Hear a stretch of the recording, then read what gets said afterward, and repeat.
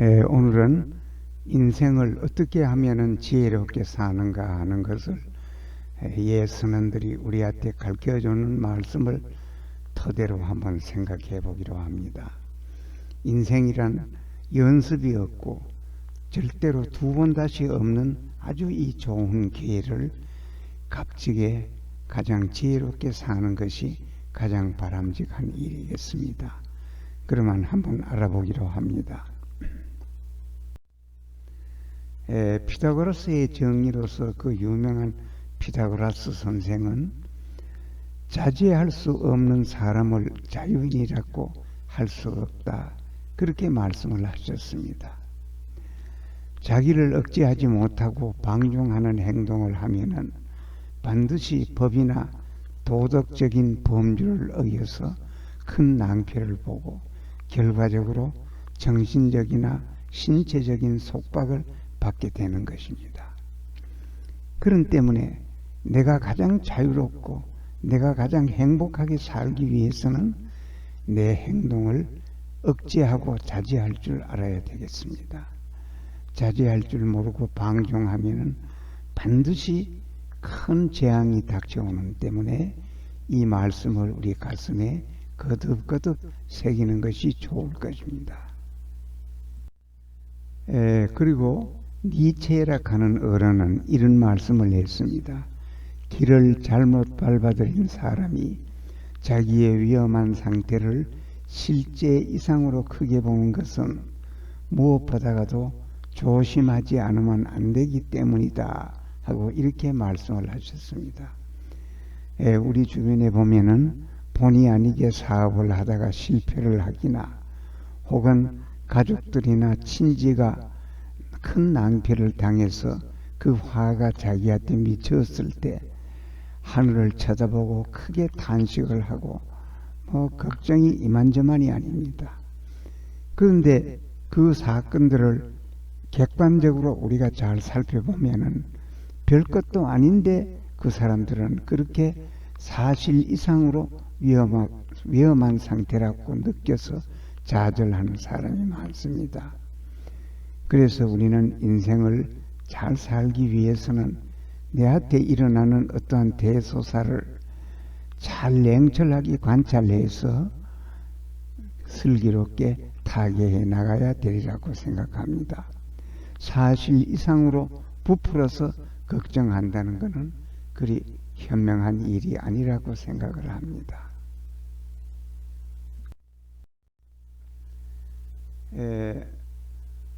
토우에는 이런 말씀을 했습니다. 모든 인간적인 것은 슬프다. 유머의 가장 깊은 근원은 기쁨이 아니라 슬픔이다. 천국에는 유머가 없다. 이런 얘기를 했는데 이거는 서양 사람의 이 얘기나 우리 동양 사람들이나 똑같은 생각을 하고 있는 것 같습니다. 불교에도 인생은 고라고 얘기했습니다. 나는 건강하게 잘 먹고 잘 사고 항상 하하하는데 뭐가 인생이 고냐, 그렇게 할 때 불교에서는 이렇게 반문합니다. 생로병사가 반드시 당신들 앞에는 가로놓여 있다. 늙고 병들어서 아파 죽을 생각을 해봐라. 인생이 어떻게 하하만 할 수가 있겠느냐. 인생은 고다, 이렇게 합니다. 그래서 모든 인간이 슬프고 고다 하는 것을 느낌으로써 우리들은 우리의 삶을 좀 더 긴장해서 잘 음미하면서 그렇게 주의하면서 그렇게 살 수가 있게 되는 것입니다. 토우엔의 말씀이랬습니다. 그 다음에 그 유명한 피카소 선생은 아무도 자연에 거역할 수는 없다. 자연은 아무리 강한 인간보다도 더욱 강하다. 그러므로 자연을 거역하고 살아가서는 아니 된다 했습니다. 그렇습니다. 가장 슬기롭게 살기 위해서는 우리가 자연에 거슬려서는 안 될 겁니다. 이번에도 보면은 큰 폭우가 오고 또 유례없이 더운 일기가 왔습니다. 이런 가운데서 우리 인간은 순응하지 않으면 다 멸망하고 맙니다. 그런 때문에 자연을 거슬려서는 안 된다고 피카소 선생은 말을 했습니다. 그리고 실라하 선생은 내게 맞서는 가장 강한 강자는 심한 고독이라고 했습니다. 고독을 이겨내고 혼자 잘 사는 자가 가장 지혜롭게 사는 사람이다. 그렇게 얘기했습니다. 누가 말해도 인생은 고독이고 외로운 존재라 하는 것은 뭐 두말할 나위가 없습니다.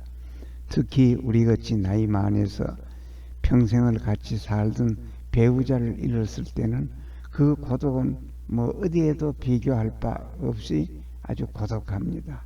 그런데 그걸 잘 이겨내고 뭐 어떠한 운동을 한다든지 뭐 예술을 한다든지 여행을 한다든지 독서를 한다든지 그렇게 정을 붙여서 고독을 이겨내는 자만이 가장 지혜롭게 인생을 사는 사람이다. 그렇게 말할 수가 있을 것입니다.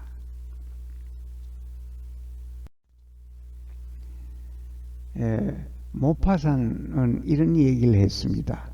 인간은 누구나 자기 주위에 공허한 것을 느끼며 살고 있다. 그리고 그 끝없는 공허한 것 때문에 마음은 항상 초조해지고 생각은 산산조각으로 흩어져서 때로는 지친 사람처럼 팔을 벌리고 입술을 깨물며 그저 오직 무엇인가에 매달리려고 필사적이 되어 세상을 헤매고 돌아다닌다. 그리고 단지 이 고독감에서 벗어나고 싶은 마음으로 우왕좌왕 손에 닿는 대로 매달려 누구나 차별 없이 악수를 청한다. 그렇게 얘기를 했는데 아무리 내가 고독하고 외로워도 사람을 가려서 만날 사람은 만나고 못 만날 사람은 멀리하고 그렇게 하는 것이 슬기롭게 인생을 사는 길이라고 생각을 하는 바입니다.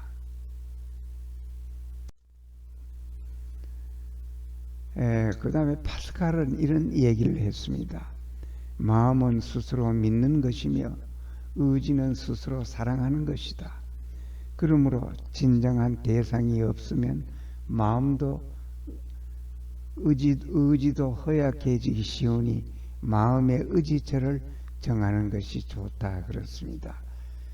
마음의 의지처는 내 주변을 잘 살펴보면은 사람 중에 있을 수도 있고 혹은 자연 속에 있을 수도 있고 예술 속에도 있을 수 있고 내 취미 속에도 있을 수 있습니다. 그런 내가 의지하고 내가 몰두할 수 있는 한 가지 대상을 택하는 것이 인생을 가장 잘 사는 방법 중에 하나다. 그렇게 생각하는 바입니다. 세스토프 선생은 이런 얘기를 했습니다. 사람이 신을 믿는 것은 불가능한 것을 얻기 위해서이다.